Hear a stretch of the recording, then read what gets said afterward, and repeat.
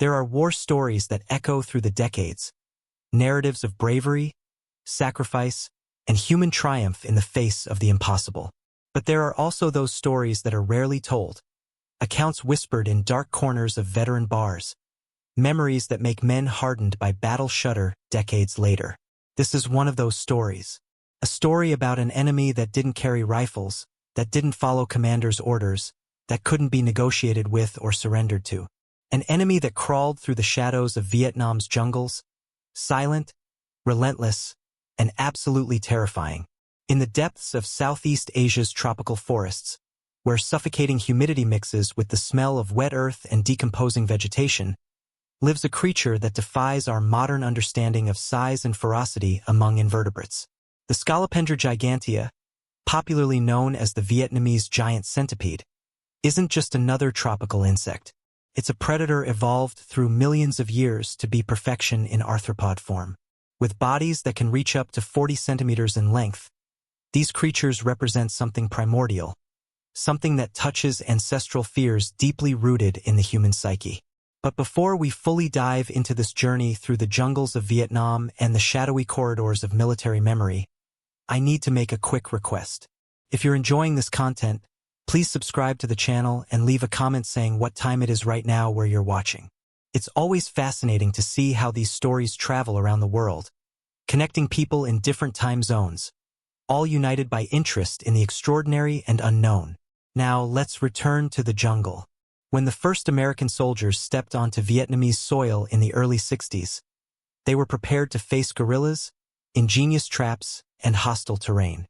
Military manuals spoke about jungle combat tactics, about how to identify enemy trails, about the importance of keeping weapons clean in constant humidity.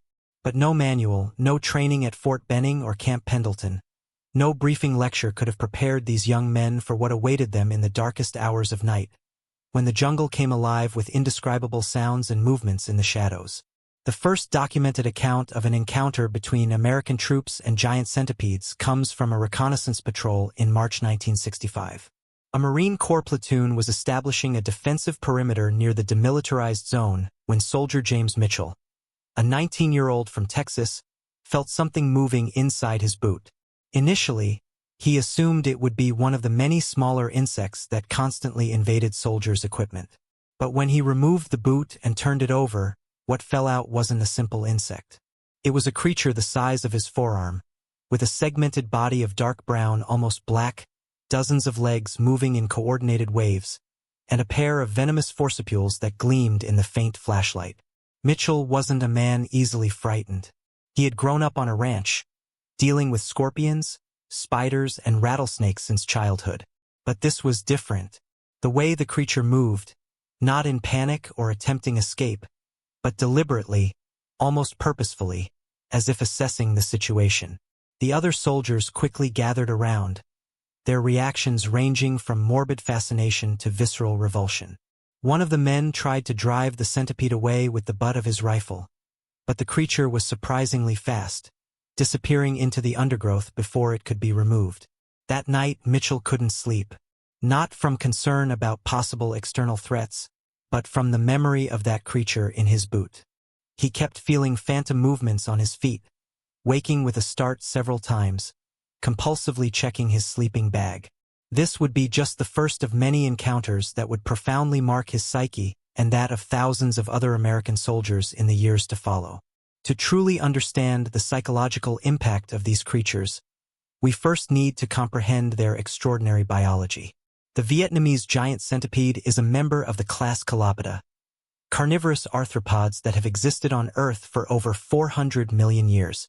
They are natural survivors, practically unchanged since the Paleozoic era. Their segmented body can contain between 21 and 23 pairs of legs, each ending in a sharp claw that allows the creature to climb virtually any surface, including vertical walls and even ceilings. But it's their forcipules, evolutionary modifications of the first pair of legs, that truly make them formidable.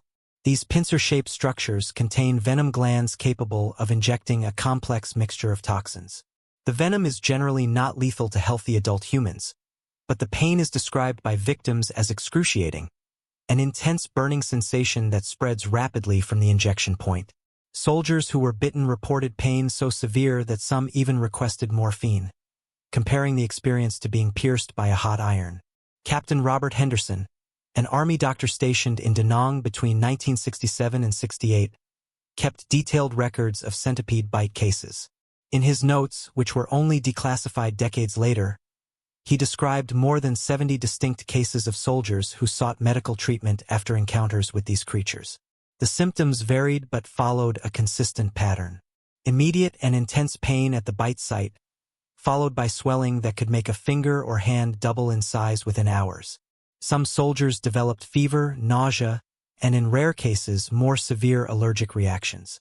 But Henderson noted something more in his annotations, something that transcended physical medicine. He wrote about the psychological impact, about how soldiers who had been bitten developed an almost paranoid hypervigilance. They constantly checked their equipment, their boots, their sleeping bags. Some developed chronic insomnia, unable to switch off their minds enough to sleep deeply. Henderson theorized that while combat against the Viet Cong was expected, understood within the context of war, these encounters with creatures that seemed to come from primitive nightmares touched something deeper and more disturbing in the human psyche. The nocturnal nature of giant centipedes aggravated the problem exponentially. During the day, these creatures hide under fallen logs, in rock crevices, in holes in the ground. They avoid direct sunlight, preferring the humid darkness of their hideouts. But when night falls over the Vietnamese jungle, they emerge to hunt. And hunt they do with remarkable efficiency.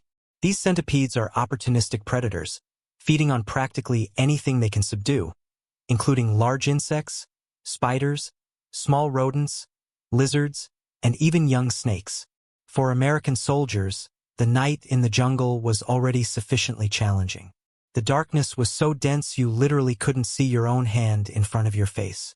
Every sound, every movement in the surrounding vegetation demanded constant vigilance. The men learned to sleep with one eye open, metaphorically speaking, their bodies trained to awaken at the slightest sign of danger. Add to this the possibility of waking up with a creature the size of an arm crawling on you, and you have a recipe for severe psychological stress. Sergeant William Thompson, a veteran of 3 tours in Vietnam, shared his experience in an interview decades later.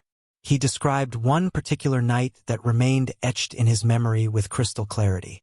His platoon was camped in a dense jungle area, establishing an observation point to monitor a known Viet Cong trail. It was the rainy season, and the humidity was so oppressive that the simple act of breathing seemed to require conscious effort. Thompson was on his guard shift, moving silently around the perimeter, when he felt something fall onto his shoulder.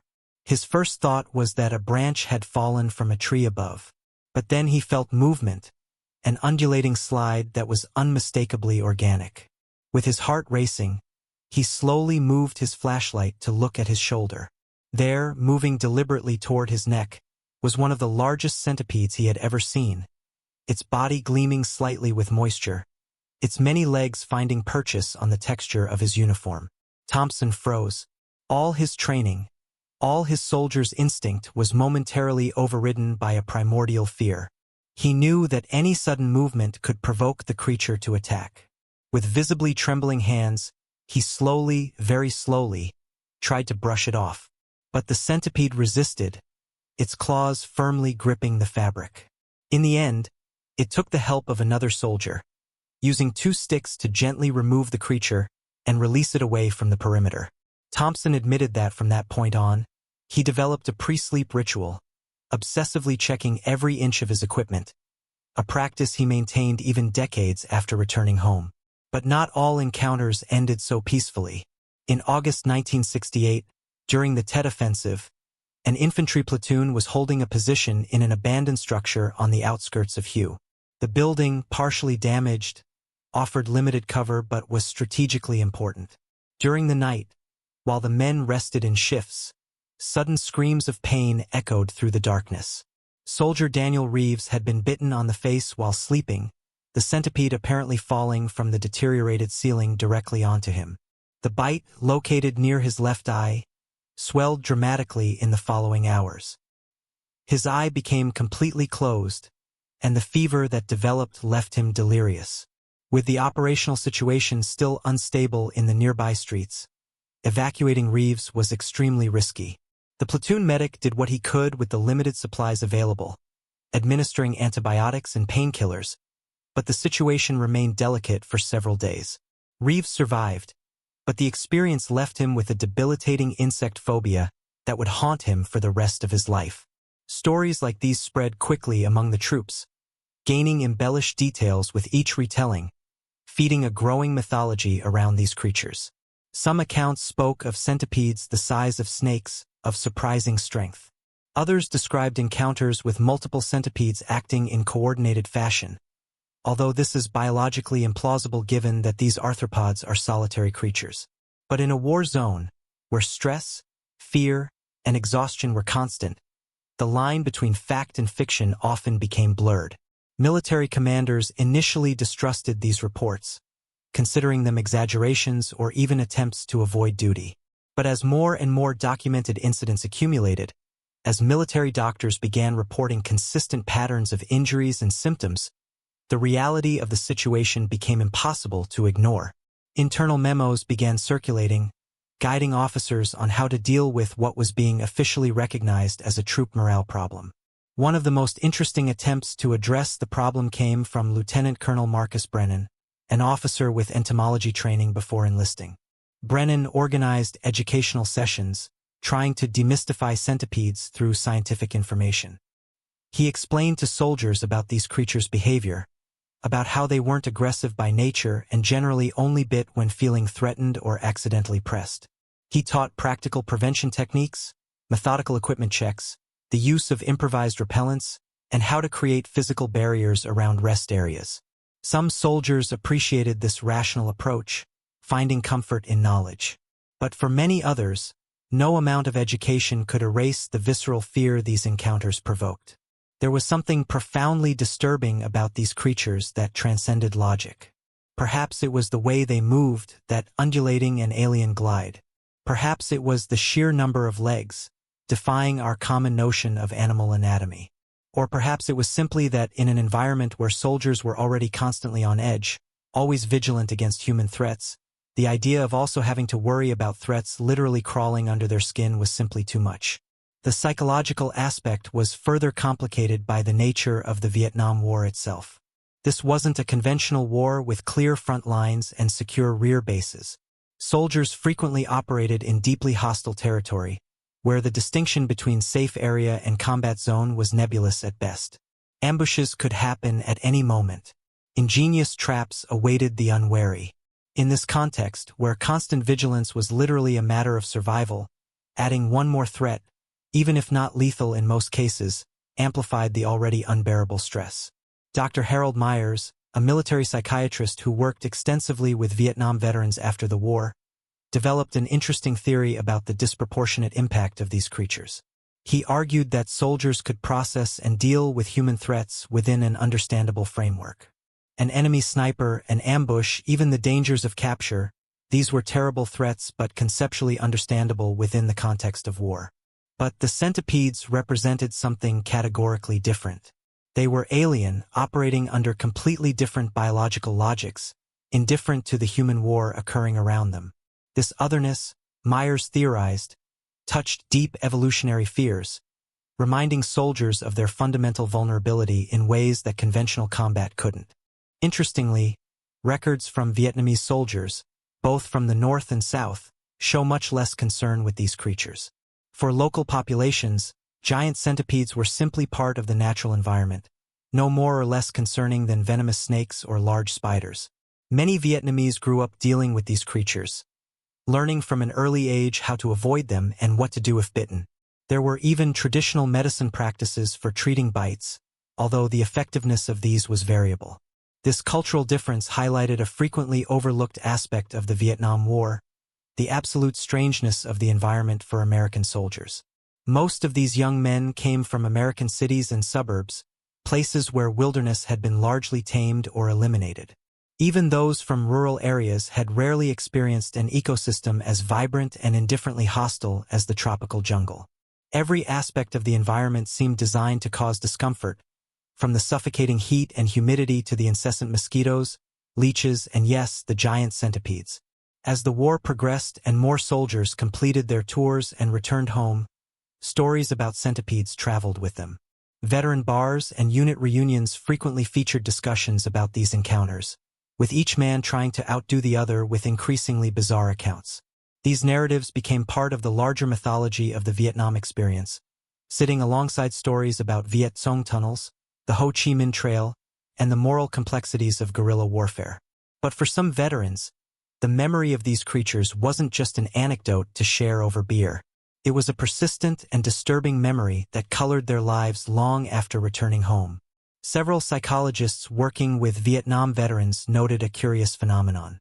While many soldiers developed what we now recognize as combat-related post-traumatic stress disorder, some also manifested intense specific phobias related to insects and arthropods. Men who had faced combat without flinching developed panic reactions upon seeing a harmless house centipede in their basement. The case of Sergeant Frank Morrison is particularly illustrative.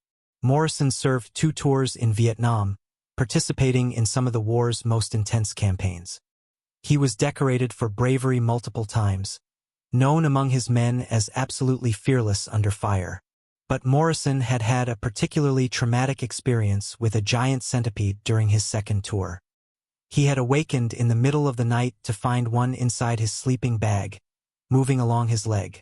In the instinctive attempt to remove it, he ended up pressing the creature against his thigh, resulting in multiple bites.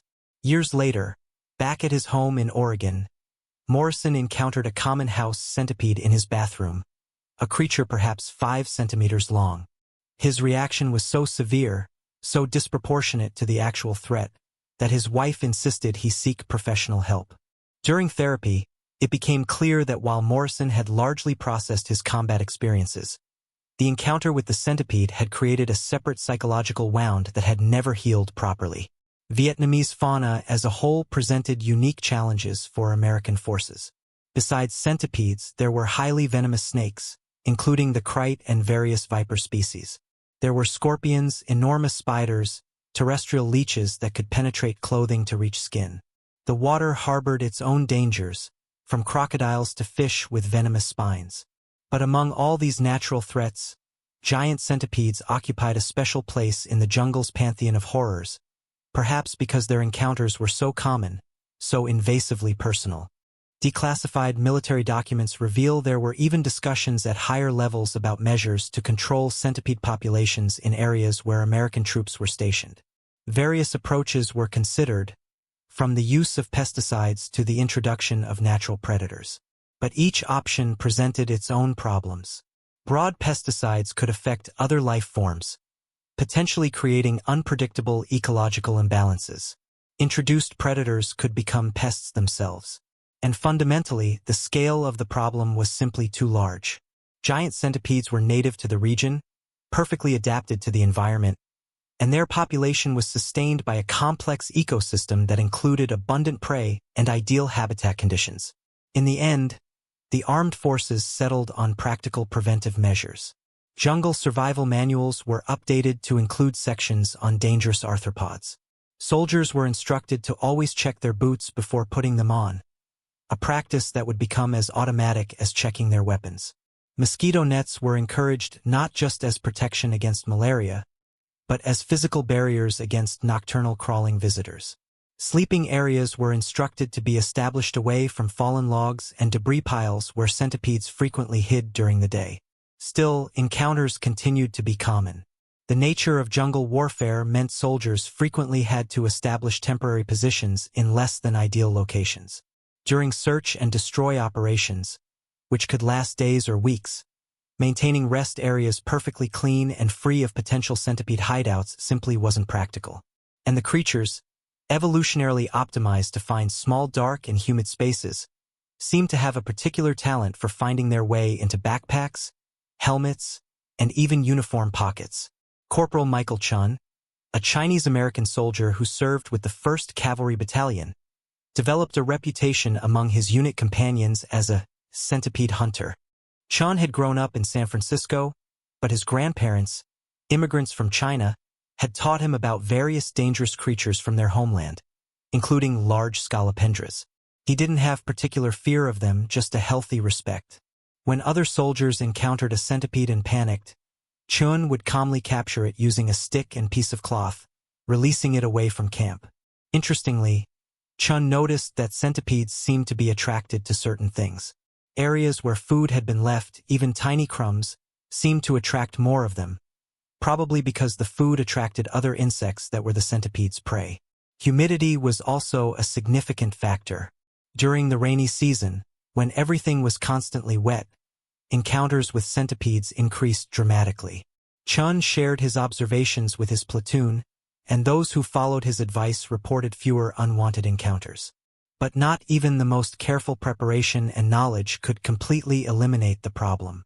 Giant centipedes were simply too abundant, too well adapted to the environment, and too opportunistic in their movements. They had no fear of humans and would frequently explore any structure or object left motionless long enough. Stories circulated of centipedes found inside radios, coiled inside helmets, even hidden inside rifle magazines. One of the most disturbing accounts comes from First Lieutenant David Walsh, an officer who kept a detailed diary of his experiences in Vietnam. In an October 1969 entry, he described an incident that nearly resulted in consequences unrelated to combat. His platoon was conducting a night patrol when one of the men, Private First Class Tommy Rodriguez, suddenly screamed and fired his rifle in reaction. Initially, the other soldiers assumed they were under attack, entering defensive formation and preparing for combat. But it quickly became clear there was no human enemy. Rodriguez had felt something crawling inside his shirt. In panic, he had tried to crush it against his chest, which provoked the creature to bite repeatedly. The pain, combined with shock and fear, made him momentarily lose control. What made the situation particularly delicate was that the patrol was in contested territory, and the unprovoked shots could easily have revealed their position to the enemy or initiated an unintentional combat situation. Walsh wrote extensively about this incident, not blaming Rodriguez, who was an experienced and reliable soldier, but reflecting on how the cumulative stress of jungle warfare could erode even the steadiest nerves. He noted that after several months in the field, many soldiers existed in a state of constant hypervigilance that sometimes manifested in exaggerated reactions to stimuli that under normal circumstances would be manageable. A centipede in your shirt at home might cause surprise and disgust.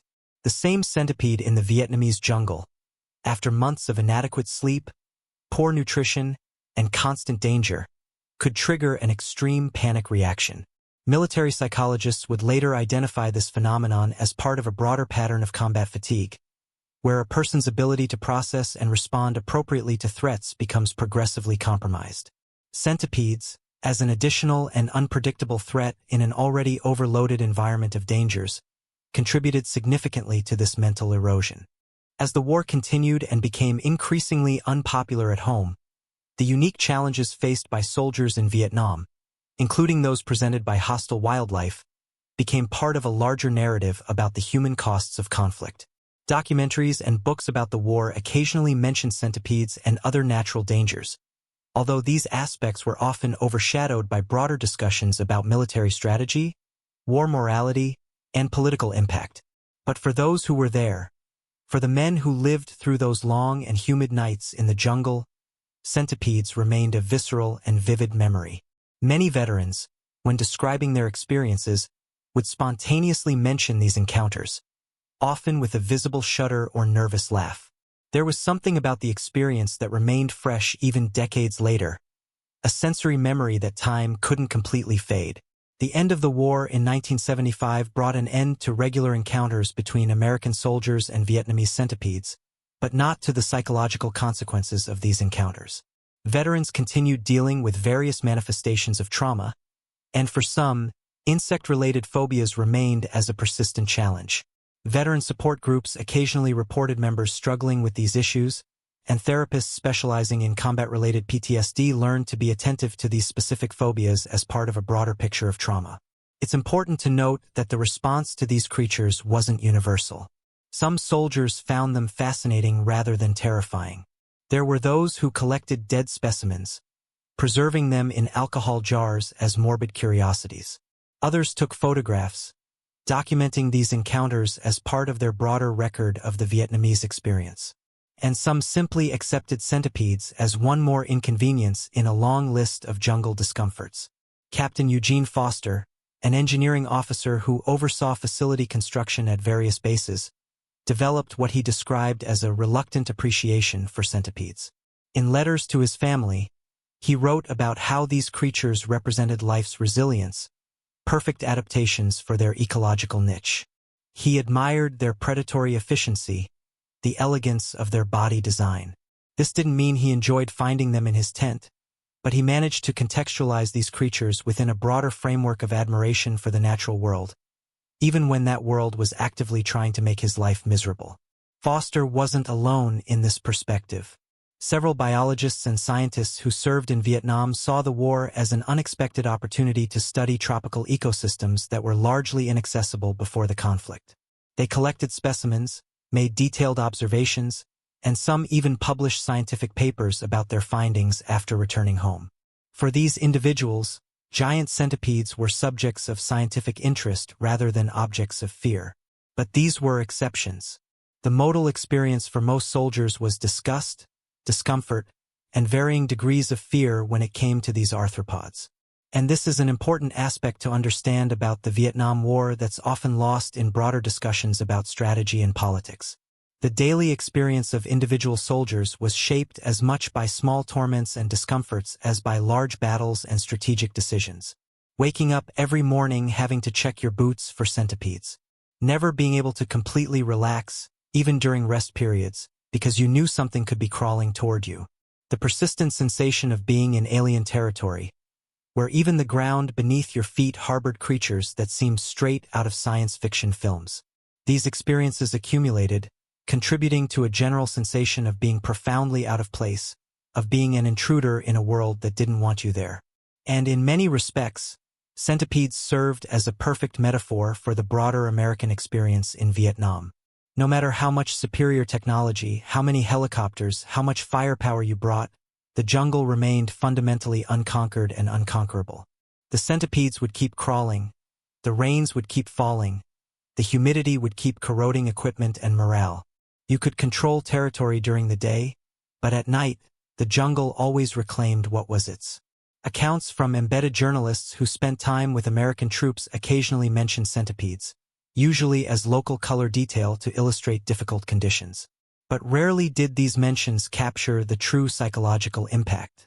It's difficult to convey in words the visceral sensation of waking up with something the size of an arm crawling on you, or the persistent dread that comes from knowing that at any moment, you might place your hand somewhere dark and feel the touch of multiple legs. Michael Herr, in his seminal book about the war, captured something of this sensation when he wrote about how the Vietnamese jungle seemed alive in ways that defied Western understanding. He described an environment where the boundaries between life and death, friend and enemy, sanity and madness, all seemed blurred and uncertain. Centipedes were part of this broader tapestry of disorientation and fear, contributors to an atmosphere where nothing could be taken for granted, where constant vigilance was the only rational response to a fundamentally irrational world. As the years passed and the temporal distance from the war increased, the cultural memory of the Vietnam conflict crystallized into certain narratives and iconic images. Helicopters landing in hot zones, protests in American streets, the Vietnam Veterans Memorial with its engraved names. In these larger narratives, details like giant centipedes were often lost, footnotes at best in the larger story. But for those who were there, these details weren't footnotes. They were part of the lived texture of experience, elements as memorable as any battle or military operation. Veteran reunions frequently featured discussions about these forgotten aspects of the war, reminding each other of challenges that civilians would never fully understand. In recent years, with increased interest in oral history and the availability of recording technologies, more veterans have begun sharing their stories in unprecedented detail. Podcasts, YouTube channels, digital archives of interviews have preserved thousands of hours of first-hand testimony. And in these accounts, centipedes appear repeatedly, a recurring theme running through individual narratives. Listening to these accounts decades later, you can hear in the voices of veterans, now elderly men, echoes of the fear and discomfort they felt as 19 or 20-year-olds. There's often a self-deprecating quality to how they describe their reactions, an awareness that being afraid of insects seems trivial compared to the greater challenges of war. But then there are pauses, moments of serious reflection, where they admit that these creatures affected them profoundly, leaving scars they never expected to carry. The legacy of Vietnamese giant centipedes in American military consciousness is difficult to quantify precisely, but it's undeniable. Training manuals for jungle operations now routinely include sections on dangerous wildlife. Soldiers being sent to tropical environments receive briefings on what to expect, not just in terms of combat, but also in terms of environmental challenges. There's a recognition that preparing troops only for human threats is inadequate, that the natural environment can be equally challenging to morale and effectiveness. Curiously, soldiers from other nations who operated in Vietnam had varied experiences with these creatures. Australian forces, who had considerable experience operating in tropical environments including their own native jungle, seemed less affected. Their training manuals already included information about dangerous arthropods, and many Australian soldiers were familiar with large centipedes, although not as large as Vietnamese varieties. South Korean forces, another significant troop contributor, also seemed to deal with these creatures more pragmatically. Accounts suggest some Korean soldiers even viewed them as a possible food source in emergency situations, although how widely this practice was adopted remains unclear. Traditional Asian medicine has long used various centipede parts for medicinal purposes, so there may have been less inherent cultural revulsion. But for American soldiers, raised in a culture that generally viewed insects and arthropods as pests to be exterminated rather than natural parts of the environment to be respected, giant centipedes represented something profoundly disturbing. They violated expectations about how creatures should look and behave. They were too large, too aggressive, too alien. As we approach the end of this exploration, it's worth reflecting on what these stories tell us about the human condition and our relationship with the natural world. American soldiers in Vietnam were confronted with an environment that was fundamentally indifferent to them, an ecosystem that had functioned very well for millions of years before they arrived and would continue very well after they left. Giant centipedes, like all other creatures in the jungle, were simply living their lives, following behavior patterns engraved in them by countless generations of evolutionary selection. There was no malice in their encounters with soldiers. When a centipede crawled into a boot, it wasn't attacking. It was simply seeking a dark and humid hideout. When it bit, it wasn't out of aggression but defense when feeling threatened. Understanding this intellectually, however, did little to diminish the emotional impact of such encounters. There's a larger lesson here about humility in the face of nature, about recognizing that no matter how advanced our technology or how dominant we feel, we're still just another species trying to navigate a world that wasn't designed for our convenience. Soldiers in Vietnam learned this lesson the hard way, and giant centipedes were one of many teachers in this arduous education. Today, the Vietnam War lies more than half a century in the past. Most veterans are now men in their 70s or 80s, entering their twilight years. The giant centipedes of the Vietnamese forest continue their existence, unchanged by the war that once brought millions of foreign soldiers to their habitat. They continue hunting at night, hiding during the day, reproducing and perpetuating their species as they have done for eons.